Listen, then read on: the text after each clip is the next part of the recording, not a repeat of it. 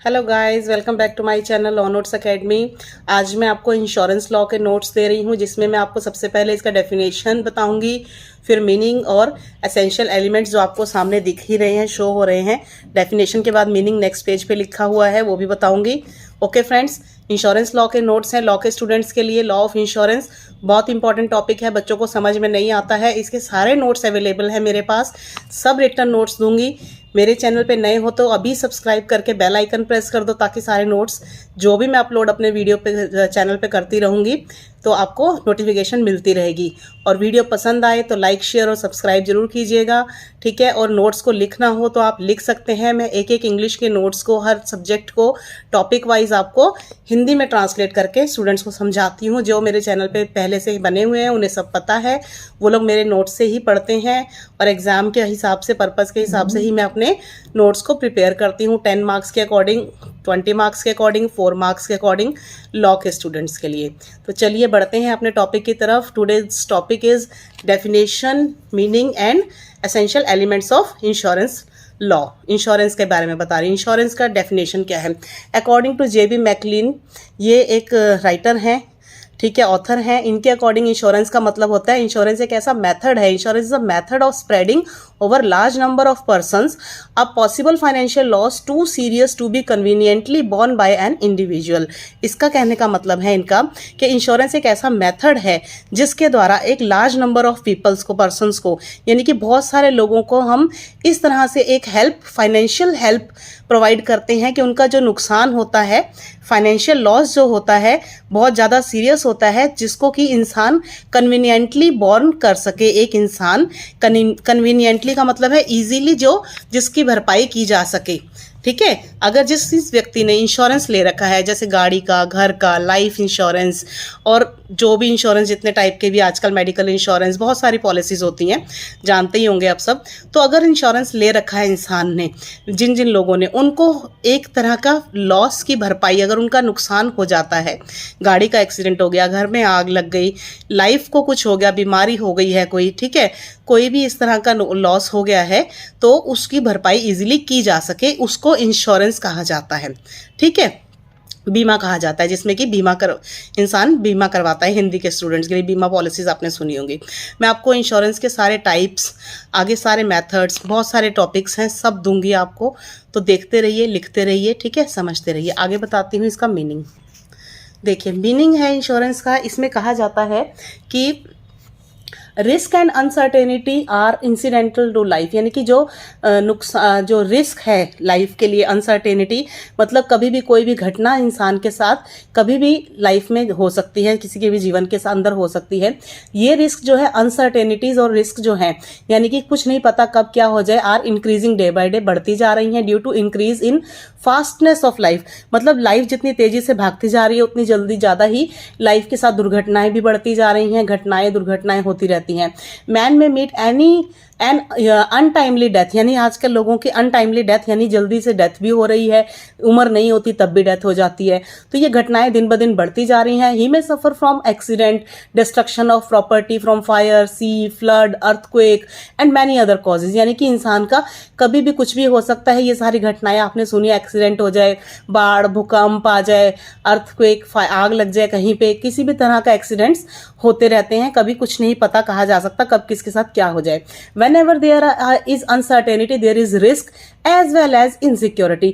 जब लगता है, आपको पता है कि कुछ भी हो सकता है, अनसर्टेनिटी का मतलब होता है कोई भरोसा नहीं है किसी चीज़ का कि कब क्या हो जाए इंसान के साथ, तो इनसिक्योरिटी भी बढ़ी हुई है उसी तरह से। तो एक एजेंसी है जो हेल्प करती है in entering into this arrangements is called insurer और इंश्योरेंस कंपनी। एक ये कंपनी है जो कि हेल्प करती है, एजेंसी है एक जो कि हेल्प करती है, जो कि जिसकी वजह से, जिसको इंश्योरर या इंश्योरेंस कंपनी कहा जाता है, ठीक है, जो इन अरेंजमेंट्स के में ऐसी दुर्घटनाओं के समय लोगों की हेल्प करती है, ठीक है।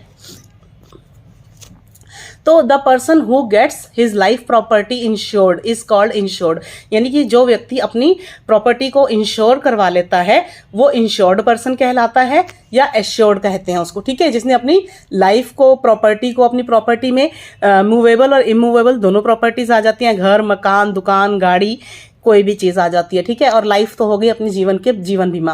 तो जिसने भी इनका इंश्योर करवा रखा है यानी बीमा ले रखा है वो पर्सन, वो चीज़ कहलाती है इंश्योर्ड, या व्यक्ति ने ले रखा है तो वो इंश्योर्ड या एश्योर्ड बोला जाता है उसको, ठीक है। तो द एग्रीमेंट और contract which is put in writing is called policy. जो एक एग्रीमेंट आपको पॉलिसी लेने के टाइम पे मिलता है उसको बोला जाता है, राइटिंग में आपको एक बॉन्ड मिलता है, एग्रीमेंट बोलते हैं या कॉन्ट्रैक्ट बोलते हैं, उसको पॉलिसी बोला जाता है, पॉलिसी बॉन्ड बोला जाता है। The thing on property insured is called subject matter of insurance and the interest of the assured is the subject matter is called his insurable interest। कहते हैं, इसका मीनिंग है कि जो प्रॉपर्टी इंश्योर करवाई है आपने वो is called the subject matter of insurance. उस इंश्योरेंस पॉलिसी का सब्जेक्ट मैटर क्या है? सब्जेक्ट मैटर है वो प्रॉपर्टी जो आपने इंश्योर करवाई। प्रॉपर्टी मतलब मकान, दुकान, गाड़ी। तो वो थिंग या चीज, थिंग को प्रॉपर्टी को बोला गया है, उसको बोला जाता है वो सब्जेक्ट मैटर है उस इंश्योरेंस का, ठीक है। और जो इंटरेस्ट ऑफ द इंश्योर्ड, उसका जो इंटरेस्ट मिलता है उस सब्जेक्ट मैटर का, उसको कहा जाता है इंश्योरेबल इंटरेस्ट, ठीक है। उसको इंश्योरेबल इंटरेस्ट बोला जाता है। ये लास्ट में लिखा है, देखिए। सब्जेक्ट मैटर की जो इंटरेस्ट मिलेगा वो इंश्योरेबल इंटरेस्ट कहलाएगा। जिस व्यक्ति का या प्रॉपर्टी का हुआ है वो इंश्योर्ड या एश्योर्ड कहलाएगा, और जिस चीज़ का हुआ है वो सब्जेक्ट मैटर कहलाएगा, ठीक है। आगे अब इसके मैं आपको एलिमेंट्स बताती हूँ, ये आपको नोट करना है तो प्लीज़ आप नोट करते जाइएगा। बहुत इंपॉर्टेंट टॉपिक है, बच्चों को ईजिली समझ में नहीं आता। इंश्योर्ड कौन है, एश्योर्ड कौन है, इंश्योरर कौन है, ठीक है, सब्जेक्ट मैटर क्या है, ये सब चीज़ें बच्चों को ईजिली समझ नहीं आती हैं। तो आप मुझसे कमेंट बॉक्स में कमेंट करके भी पूछ सकते हैं। अब आपको आगे एलिमेंट्स बताती हूँ। 5 एलिमेंट्स है, जल्दी जल्दी बताऊंगी, इजी है बहुत, छोटे छोटे। 10 मार्क्स के अंदर ये सारा लिख देंगे आप, बहुत अच्छे मार्क्स आएंगे आपको, ठीक है। देखिए आगे, ये है एलिमेंट्स ऑफ इंश्योरेंस। एलिमेंट्स के अंदर सबसे पहला आता है जी, the occurrence of loss must be accidental, ठीक है। इसमें कहा गया है जो लॉस का ऑकरेंस जो है एक्सीडेंटल होना चाहिए। यानी ऑकरेंस का मतलब कि अगर हुआ है, अगर जो घटना हुई है, नुकसान हुआ है, वो अचानक से हुई होनी चाहिए। ये हेडिंग है, इसकी हेडिंग जरूर लिखिएगा। उसके मार्क्स मिलते हैं। हेडिंग लिखने के बाद उसी हेडिंग को आपने डिटेल में लिख देना है। सेम लाइन को लिख के एक आधी लाइन, 2 लाइन और बढ़ा देंगे तो बहुत अच्छे मार्क्स मिल जाएंगे। क्योंकि जो एग्जामिनर आंसर चेक करता है तो आपकी हेडिंग्स ही पढ़ते हैं ज़्यादातर कि बच्चे को कितनी अच्छी से हेडिंग्स आती है। तो ये आंसर लिखने का एक तरीका भी होता है अच्छे मार्क्स गेन करने का, कि पहले आपने ये लिख दिया कि मैं अब क्या लिख रहा हूँ, पहले हेडिंग लिख दी कि मैं एसेंशियल एलिमेंट्स लिख रहा हूँ, फिर आप टॉपिक वाइज लिखिए, उसके पॉइंट्स लिखिए। फर्स्ट पॉइंट में पॉइंट वाइज लिखेंगे, फिर उसमें हेडिंग्स, सब हेडिंग्स, ये हेडिंग हो गई, ये सब हेडिंग्स हो गई, सब हेडिंग को आप डिटेल में लिख रहे हो तो इसके अच्छे मार्क्स मिल जाते हैं। तो आपने इसी लाइन को दोबारा भी लिख के थोड़ी सी डिटेल में लिख देंगे 2-3 लाइनों में तो अच्छे मार्क्स मिलेंगे। तो इसमें कहा जाता है कि सबसे पहले जो ऑकरेंस यानी कि जो घटना हुई है, नुकसान हुआ है, वो एक्सीडेंटल यानी अचानक से, एक्सीडेंट से होना चाहिए। There must be uncertainty as to the time when it will happen. आप ये लाइन लिख के इसको दोबारा आगे ये लिख सकते हैं कि यहाँ पे कोई भरोसा नहीं है किसी चीज़ का, कुछ नहीं पता है। As to the time when it will happen, कब कोई भी घटना या दुर्घटना किसी के साथ हो सकती है, अचानक से होनी चाहिए, ठीक है। ये फर्स्ट पॉइंट है। एलिमेंट्स का मतलब ये होता है तभी इंश्योरेंस का पैसा मिलता है। अगर जो भी घटना दुर्घटना हुई है वो अचानक से घटना एक्सीडेंटली होनी चाहिए, ठीक है, ये मतलब है। सेकंड पॉइंट है there must be large number of similar risk, मतलब सिमिलर रिस्क जैसे होते हैं लार्ज नंबर पे होना चाहिए। बड़ा घटना हो गई, नुकसान हो गया तो लार्ज नंबर, जैसे फायर इंश्योरेंस होती है, मैरीन इंश्योरेंस के अंदर cannot operate with only 5 houses और 2 शिप्स। मैरीन इंश्योरेंस के अंदर फायर इंश्योरेंस जो होता है, बहुत सारे जब आप सुनते हैं ना घटना हो गई, बहुत सारे घरों में आग लग गई, दुकानों में आग लग गई, तो लार्ज नंबर पे होता है तभी वो माना जाता है। लेकिन ये ऑपरेट जो फायर इंश्योरेंस और मैरीन इंश्योरेंस है ना, वो नहीं मानते इन चीज़ों को। सिर्फ ये 2 इंश्योरेंस है। मैरीन इंश्योरेंस होता है समुद्री में जो उसका शिप्स का होता है, फायर इंश्योरेंस हो गया आग से आग लगने वाला। तो ये 5 घर और 2 शिप्स के ऊपर सिर्फ इसको नहीं अप्लाई होता। Life insurance 2, there must be large number of persons in each age group, यानी कि लाइफ इंश्योरेंस भी है, लाइफ की भी जो रिस्क है अगर हो रहा है तो लार्ज नंबर पे होगा। अगर किसी ने अपनी पॉलिसी सिंगल भी ले रखी है तो भी, और अगर जैसे कि सड़क दुर्घटना या ट्रेन में दुर्घटना, प्लेन में हो जाती है, प्लेन क्रैश हो गया, ट्रेन का एक्सीडेंट हो गया, बहुत सारे लोगों का होता है, तो गवर्नमेंट अपनी तरफ से भी उनको पैसा देती है। क्योंकि जब उनकी टिकट्स बुक होती हैं तो उसमें इंश्योरेंस का पैसा काट लिया जाता है, उसके अंदर इंक्लूड होता है टिकट के अंदर। आपने कभी देखा होगा, ट्रेन की टिकट बुक करवाते हैं तो 1-2 रुपये हर टिकट के साथ वो लेते हैं, ठीक है। दुर्घटना हो या ना हो, लेकिन पैसे हर टिकट के साथ में इंक्लूड करते हैं वो, चाहे प्लेन का हो चाहे ट्रेन का हो। तो इसलिए अगर लार्ज नंबर पे जैसे ट्रेन का या प्लेन से एक्सीडेंट हो जाता है तो एरोप्लेन से, तो उसमें लार्ज नंबर पे एक्सीडेंट्स होते हैं तो सबको पैसा गवर्नमेंट की तरफ से ही मिलता है, उस कंपनी की तरफ से ही जिसकी में आप ट्रैवल कर रहे हैं, जिसकी गाड़ी में, ठीक है। आगे नंबर नेक्स्ट बताती हूँ, थर्ड नंबर देखिए। थर्ड है the loss caused by the risk must be definite. जो लॉस हुआ है वो डेफिनेट होना चाहिए, यानी कि हाँ पक्का होना चाहिए कि हाँ ये लॉस हुआ है। Loss is definite but time and place of loss is uncertain, यानी कि नुकसान तो होगा ही, पक्का नुकसान होना चाहिए। उसके अंदर ये कुछ कंडीशंस होती हैं इसकी, ठीक है, कि भाई नुकसान होना चाहिए, लेकिन ये नहीं आपको पता होगा कि कब कहाँ पे किसका कैसा नुकसान हो जाएगा, ठीक है। For life insurance death is certain, life insurance के अंदर डेथ तो सर्टेन है कि इंसान मरेगा ही एक दिन, but the time place of death is uncertain. तो आपको ये तो नहीं किसी को भी पता ना कि कब कहाँ पे इंसान मर जाएगा, ठीक है, किसकी डेथ कब और कहाँ पे हो जाएगी, ये तो नहीं पता ना, लेकिन डेथ होगी ये पता है। तो ये डेथ होगी ये डेफिनेट है, लेकिन बाकी चीजें अनसर्टेन है, ठीक है। तो loss caused by the risk must be definite, जो लॉस हुआ है रिस्क से वो डेफिनेट होना चाहिए, तभी पैसा इंश्योरेंस कंपनी देती है। नेक्स्ट फोर्थ पॉइंट है the peril insured must be capable of producing a loss. Peril insured का मतलब होता है जो पर्सन इंश्योर्ड है वो कैपेबल होना चाहिए ये बताने के लिए कि मेरा नुकसान हुआ है, ठीक है। The loss must B so large that the insured could not bear it. इतना बड़ा नुकसान हुआ है, छोटा मोटा नुकसान नहीं, 100, 200, 500, 1000 रुपए का नुकसान नहीं, जिस चीज का नुकसान हुआ है वो हजारों में या लाखों में उसकी वैल्यू होनी चाहिए, और आप इंसान वो बताने के काबिल होना चाहिए कि हाँ मेरा मैं इसको बियर नहीं कर सकता, इस नुकसान की भरपाई मैं नहीं कर सकता। It means very large risk are insured, ठीक है।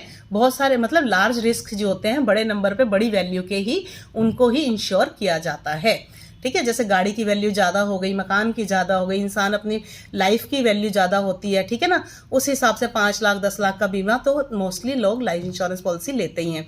गाड़ियों का भी इतना ही होता है, कई 50 लाख तक 1 करोड़ तक का भी लेते हैं लाइफ इंश्योरेंस। तो उस हिसाब से बड़ा अमाउंट हो गया तो ये लॉस जो है बड़ा होना चाहिए, और इंसान को ये दिखाना पड़ेगा कि मेरा इतना ज़्यादा नुकसान हुआ है कि मैं इसके नुकसान की भरपाई नहीं कर सकता, तभी उसको इंश्योरेंस पॉलिसी या इंश्योरेंस कंपनी से पैसा मिलता है।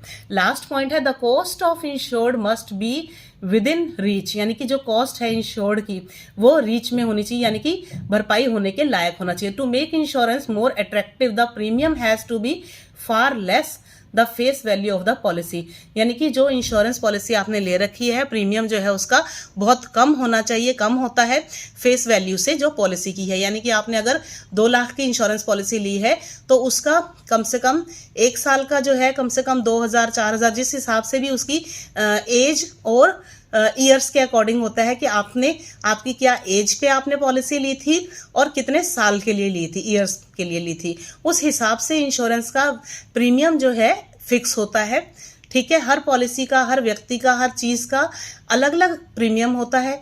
1 साल में भी दे सकते हैं, उसकी डिफरेंट आजकल बेनिफिट्स दे दिए हुए हैं, 1 साल में दे सकते हैं, हाफ ईयरली भी होता है, क्वार्टरली भी होता है, मंथली भी होता है, इंस्टॉलमेंट्स हर तरह से होती हैं।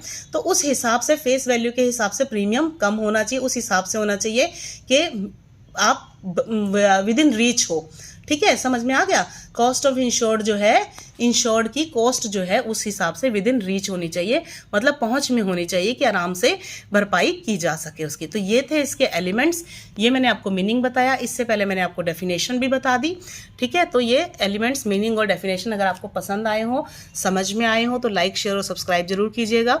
मेरे चैनल पर नए हैं तो सब्सक्राइब करके बेल आइकन प्रेस कर दीजिए, आगे के वीडियोज़ की नोटिफिकेशन मिलती रहेगी, और भी अपलोड कर दूंगी। सारे नोट्स मेरे चैनल पर अवेलेबल हैं, मेरे पास लिखे हुए हैं, मैं अपने नोट से ही बच्चों को पढ़ाती हूँ, एक्सप्लेन करके बताती हूँ। तो आगे भी और बनाती रहूँगी, तो बने रहिए मेरे चैनल लॉ नोट्स अकेडमी के साथ। Thank you so much, have a nice day, take care, bye bye.